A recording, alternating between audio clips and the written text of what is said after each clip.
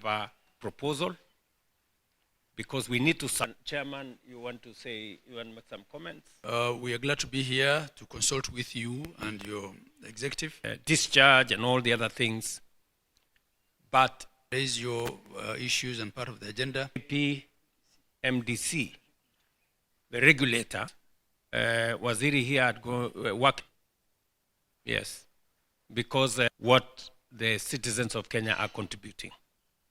I must. These facilities don't exist. Facilities.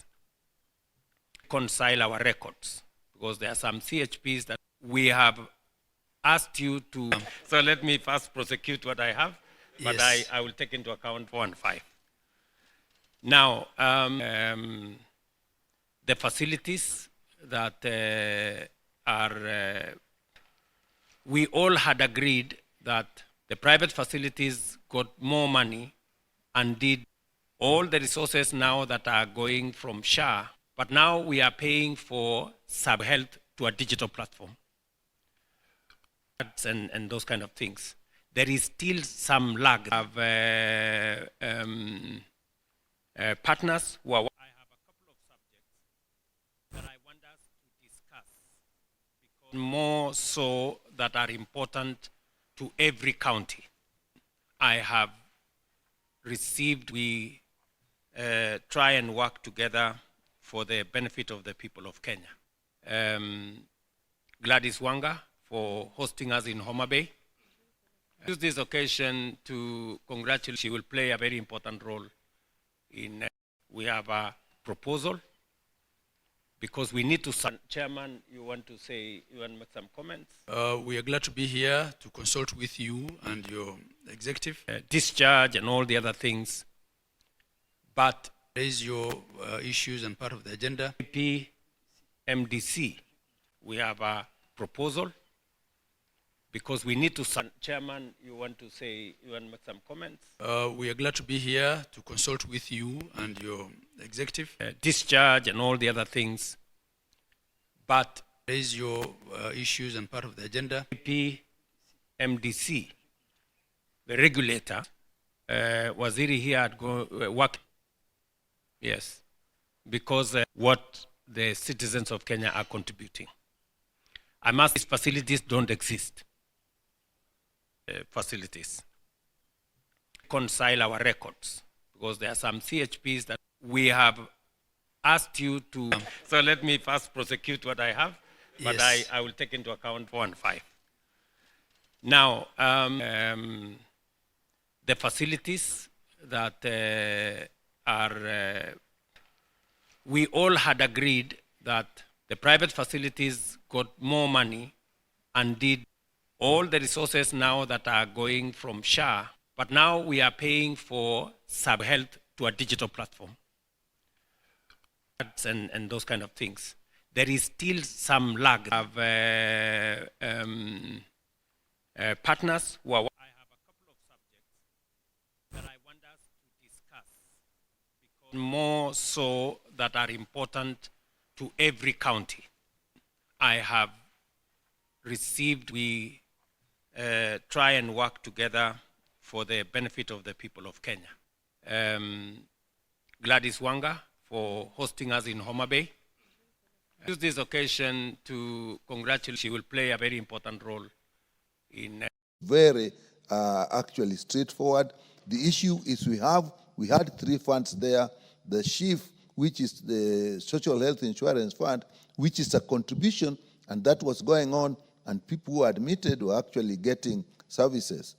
But the issue of primary health care fund, which was funded from tax, and the emergency and critical care actually have not been funded before.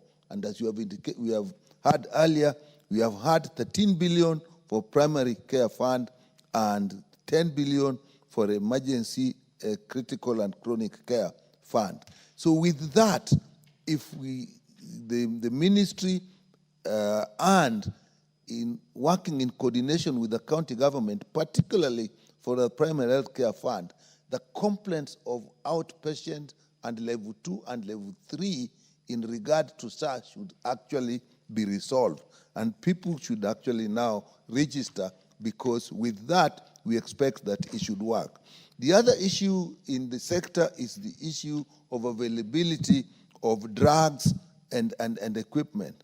And therefore, in KEMSA has actually been supported in its operations, but earlier they had actually got, in the ongoing budget, they had got 1.5 billion, which should actually help them to recover from the effects of COVID. The other major issue is the referral system, particularly level 6, and we have realized that actually level 6 services have an issue of equity, because you have regions where they're level 6 and regions where they're no level 6, and yet these are areas where people need services like cancer care, and to that extent, in this budget, or in the policy aspect of the budget, we are looking at how we can have these referral services upgraded. In total, all the referral services that now are in existence, we put up to 43.3 billion. And there are two new ones, that is Mwai Kibaki in Nyeri and Jaramogi in Kisumu, where we have put 1.3 and 2.8 billion in this budget, and I think that should help them. And then there are others that actually are in the process, and some money has been put so that this process can actually be streamlined. I don't want to go more because I think people have talked and we have the issue of time. But I want to say one main thing with this, Mr. Speaker.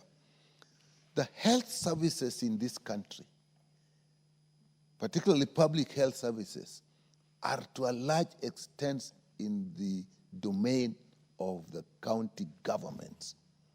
Even these funds that have been put, particularly the primary health care fund, even the UHC fund, if we do not have a proper coordination between the county government and the national government, these funds will not serve the purposes for which they are put. On this, I'm actually calling the health committee of the Council of Governors to actually work with the Ministry of Health, Medical Services, and Public Health and Sanitation departments to actually work out a process where these funds will be operational.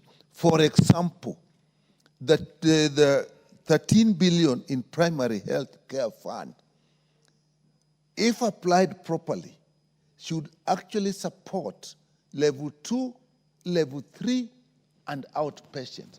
If we take care of that, Mr. Speaker, the complaints about SHA will actually go. And once people go to those services and to those levels and find services, people will be encouraged to enroll.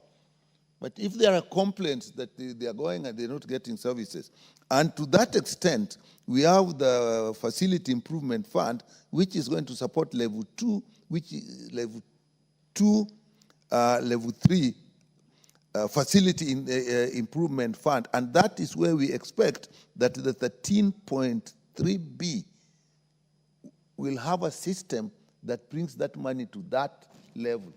And if that level is properly funded and people get services, then we do not see why KEMSA should actually not get paid, because that is where the drugs are used a lot, and if that is taken care of, then obviously KEMSA. So there are a lot of structural issues that have to go into place. The money has been put in place, so I'm really just asking the Health Committee of the Council of Governors, the Ministry of Health, to actually sit together and work out a system that will sort out the issue of the universal health cover, UHC workers, sort out the issue of KEMSAs, sort out the issue of interns, because funds have been made available.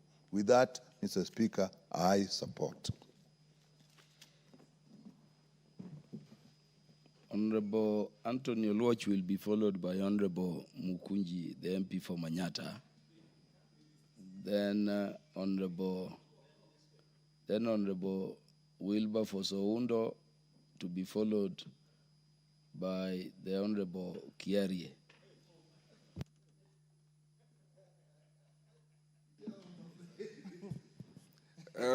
Thank you, Honorable Speaker. Allow me to also rise to support this, and I want to begin, Honorable Speaker, with the second part of what the committee had moved in its motion. The chair had asked for the approval of a sum of 2.38,293,978,440 billion from the consolidated fund. I'm more concerned on my first point. On the second part, make policy and financial resolutions contained in this second part. And I say this, Honorable Speaker, because a number of policy and financial recommendations have been made in the last financial year, in particular in last year's budget estimates deliberations. The first one is affirmative action, in which I hope, and I have seen attempts to carry and entrench in a number of State Department estimates. Honorable Speaker, affirmative action is now firmly entrenched under our Constitution as our foundational principles, particularly Article 10, and then goes into a number of others, including Article 204. Honorable Speaker, it is only possible that some places that are unreached, including places like informal settlements in Nairobi. When you look at the crafting of Article 204, it excludes places like cities, because the assumption is Nairobi, Kisumu, wherever those big counties are already developed. Yet, it is very, very possible, and indeed is the position, that informal settlements where you have Mathare, you have Mukuru, you have Kwajenga, you have Kibra, are all marginalized, and affirmative action in budget-making process must always extend to them. There is also the issue of budget equity, ensuring that when resources are allocated and those to whom trust is given to allocate and preside over the allocation of resources must employ a policy of budget equity across the country. The people in Turkana are as much entitled to getting roads, water, electricity, and other services as those in Lamu, the same as those in Diwa in Homa Bay, the same as those one in Muranga, and also in the constituency where Honorable Oundo comes from. The question of budget equity must be an overarching issue that always pervades in our budget-making process. Honorable Speaker, the budget-making, and this is my last point on that issue of policy and financial resolution, is that budget-making must constantly be on a path for the improvement and attainment of rights. I am particularly drawn to Article 28, where every person is entitled to inherent dignity and for that dignity to be respected. Same to Article 43, that says that every person is entitled to affordable and accessible housing. And therefore, Honorable Speaker, it is very natural then that my first point in support of this budget would be on the State Department on Housing. The State Department of Housing, Honorable Speaker, has had an allocation of nearly 95 billion, and it will not be lost, especially to those of us in Nairobi, that it was possible to extend that Article 28 and Article 43, dignity and enhancement and protection of that dignity of individuals, that a person who was living in an informal settlement in Mukuru, and soon that could be extended to Mathare and other places, Makadara, Kibera, Langata, they can now finally enter a decent house where they can get a shower, possibly a hot shower, they can get clean water, they can get access to electricity, whereas it was the common practice that for them to get electricity, they would either have to do illegal connection or go into other illicit ways of lighting, which are a constant cause for fire in informal settlements. Honorable Speaker, the other area where I think affirmative action should have been endeared because it was extended last year was the area of the State Department on basic education. And I'm happy that in the supplementary budget, His Excellency the President did extend 1 billion Kenya shillings to all the 17 constituencies in Nairobi. We engaged in that discussion this year. as leaders of Nairobi and made that petition to His Excellency and also to the Chair of Budget. Unfortunately, because of the limited fiscal space, we have been assured that Nairobi will get a similar extension of 1 billion to extend, especially to the informal settlements, the idea of basic infrastructure. This is why you can now see, when I started off by saying what are the policy and financial issues that must underlie the budget-making process. On the issue of education, because now I'm there, Mr. Speaker, I have seen, I think that is a futuristic premonition that our Speaker, sitting as he is right now, will one day get that title of His Excellency. Mr. Speaker, The Honorable Undo, what is out of order? Prophecies like that must be taken seriously. Indeed, Honorable Speaker, I needed also to add my voice because the way your face has glared, the way your soul has lifted, I can see it has truly touched the bottom of your heart. Yes. And may the God's wishes come to pass. Thank you. Thank you very much. The Honorable KJ, what do you find out of order in that prophecy? Mr. Speaker, I imagine that we have standing orders that dictate what a point of order is. And I do not think that the Honorable Daktari stood on a point of order, even from his submission.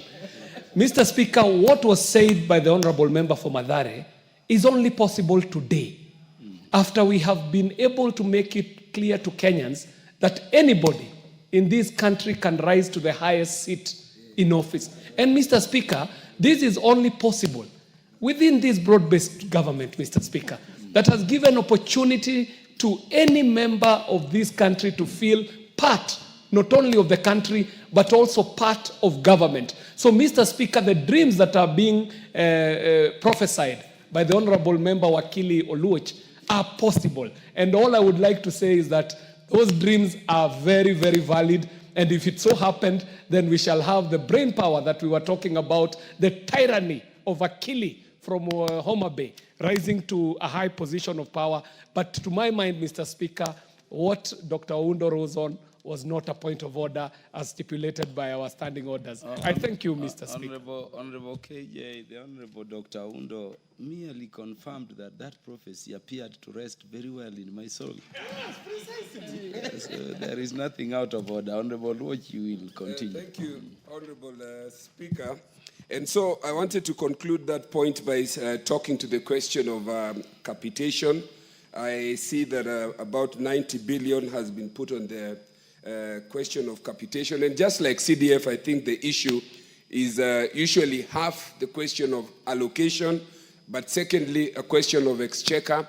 And even though the House has constantly, in its oversight role, tried to ensure that we match allocation with prompt and timely disbursements of these monies. So, and I have seen on the flip side that the capitation money has gone down from 22,000 Kenya shillings per student to about 17. I should hope that this will not affect the number of students or leave out some of the students, or if there is a gap, I hope that the chair and the budget committee will plug this in supplementary too. On that issue of education of the State Department, I have seen gladly that about 5.9 billion has been reinstated on the question of exams.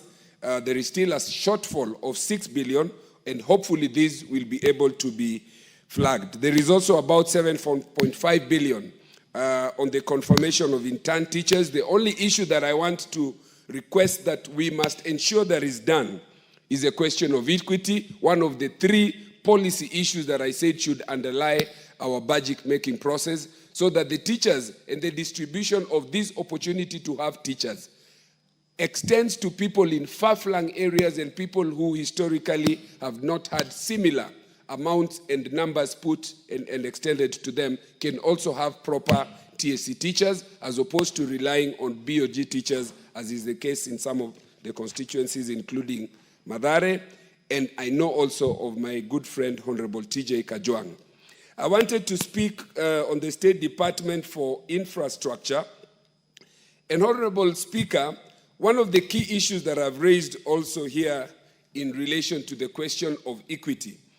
I had recently a debate or pronouncements being made about securization being an illegality. Now, I looked at Section 6 of the Roads Act and Section 32A 1C, and it clearly allows the minister to set apart part of the money that is allocated, of the 50% allocation that is able to go down in terms of distribution, and to set apart this money, invest it, and then plow it back so that we are able to deal with two things. One is a question of pending bills, which continue to be a big impediment in the rollout of new roads and carpeting of roads and maintenance of roads in the case of constituencies like Nairobi. And so the idea of securization would be able to deal with pending bills and at the same time be able to deal with the question of equity. Lastly, because my time is over, is on the question of energy.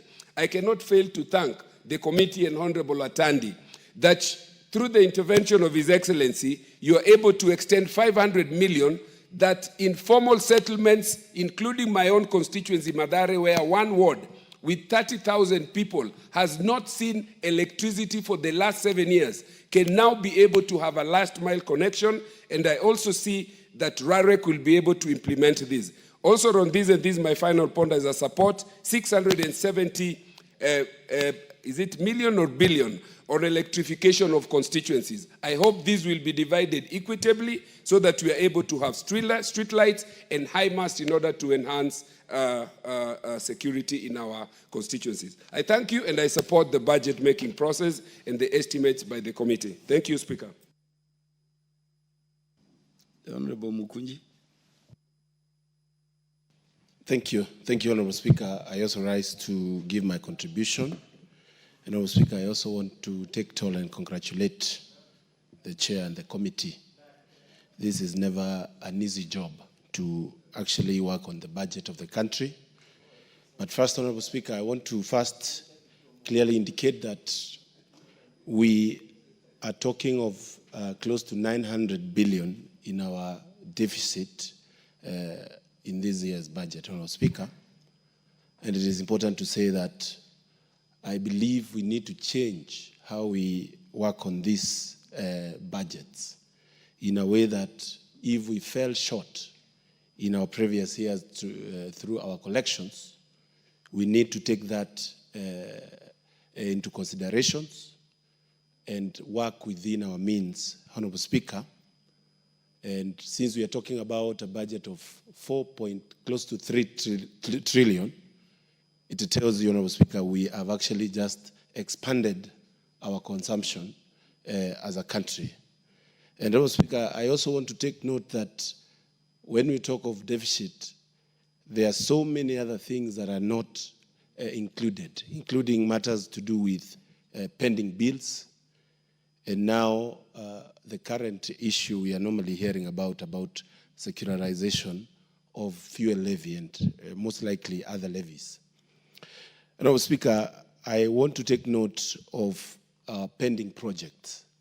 And I know every member in his constituency has projects that have stalled and have been waiting funding. And I want to appreciate that I've seen the committee has put in a water project, Itabwa Muthatari and New Kidhemo water project to be completed. And it just required 20 million Kenya shillings, Honorable Speaker, but it has been pending for close to 3-4 years, and people have not had a chance to use the water. Honorable Speaker, as I speak about the irrigation project, I want to take toll and also support the chair of Irrigation and Water Committee and say that, Honorable Speaker, this government and the ministry must really know where we can have impactful projects. And I believe water projects are among the projects that really can change this country and ensure that our country develops. Honorable Speaker, we have had many presidents and regimes making a name. Honorable Mwai Kibaki, His Excellency Mwai Kibaki, made a name through education. He also made a name through SMEs.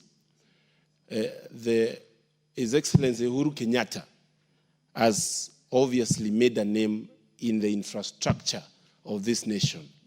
The railway systems, the road systems, including the famous expressway. And I believe the place this regime can make a name is ensuring that everybody has gotten water, either for irrigation and, Honorable Speaker, piped water for drinking. That is just my advice. And, Honorable Speaker, I want to take note of the 2 billion coffee cherry fund, which has been allocated.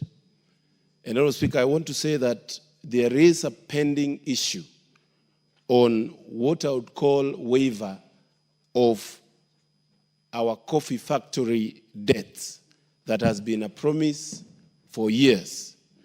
And, Honorable Speaker, I have heard the majority leader take credit of the good pricing of coffee that has been happening for this year.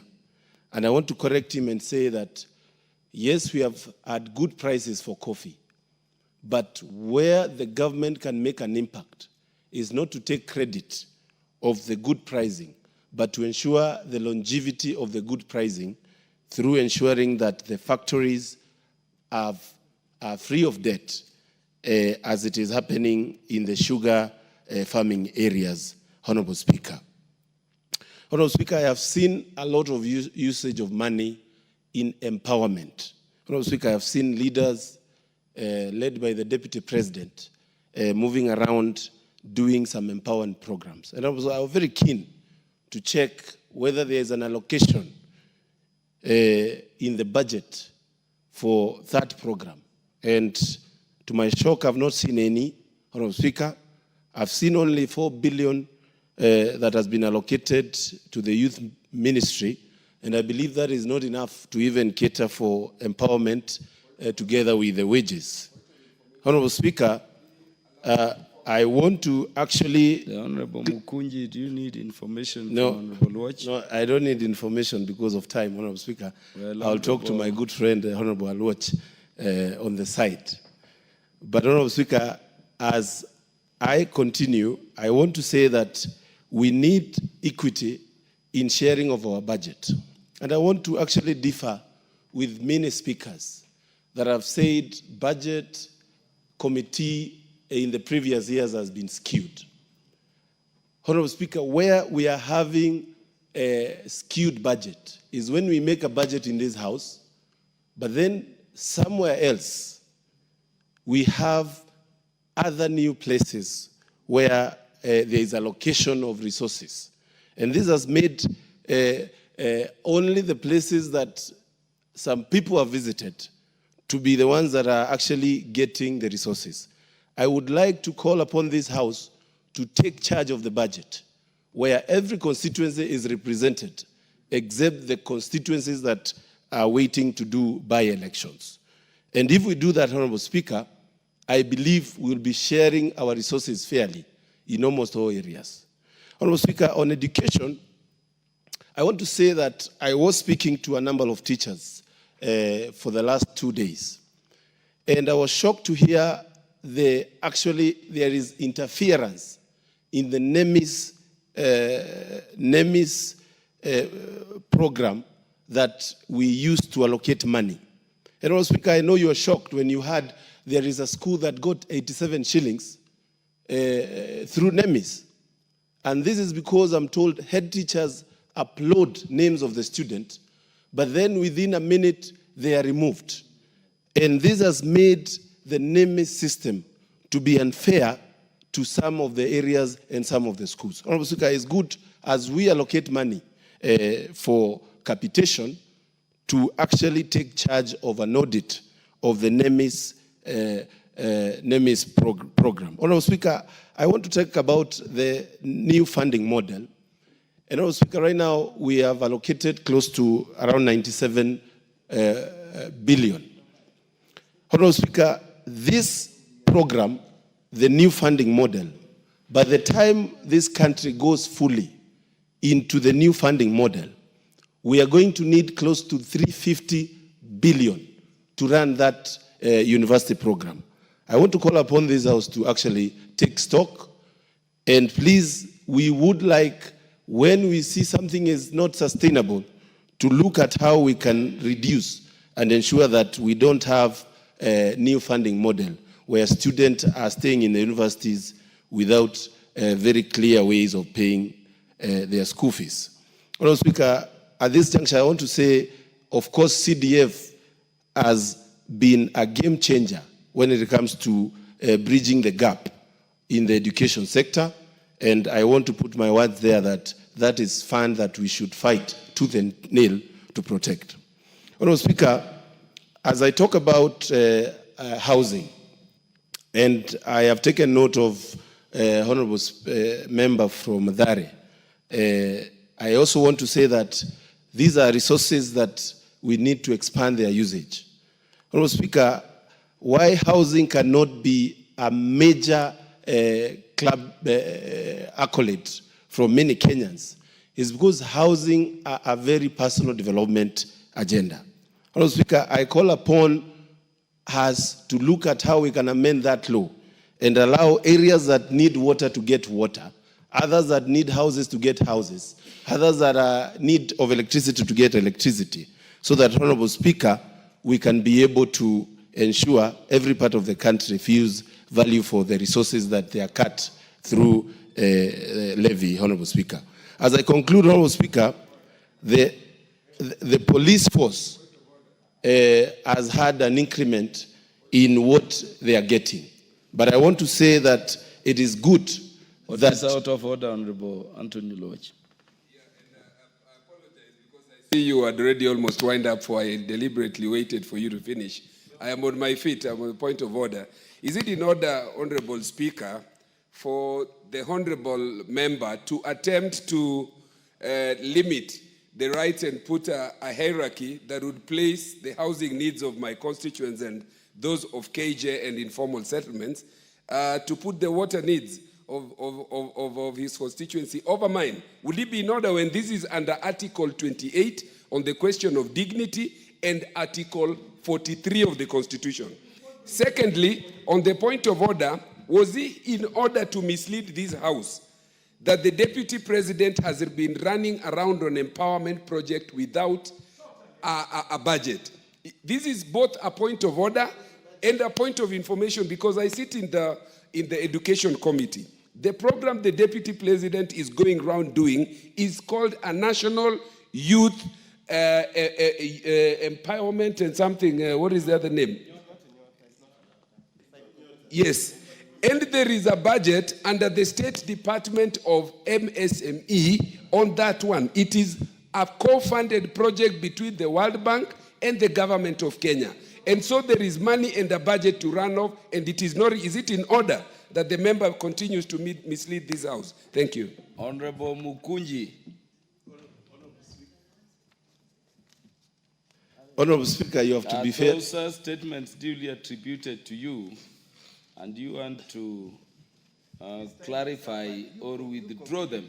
Honorable Speaker, I will ask for fairness in time, because I've been interrupted while I'm finishing up. And Honorable Speaker, I just want to say that, of course, if it is genuinely empowerment, it should be very clear on how it is put, it should be coded, and we should clearly know that there is some money for every constituency on empowerment. But Honorable Speaker, I was finishing up, and I wanted to mention something to do with county governments and what they are receiving vis-a-vis what they are collecting in the ANA. Honorable Speaker, there has been a lot of corruption in what counties do in their collections.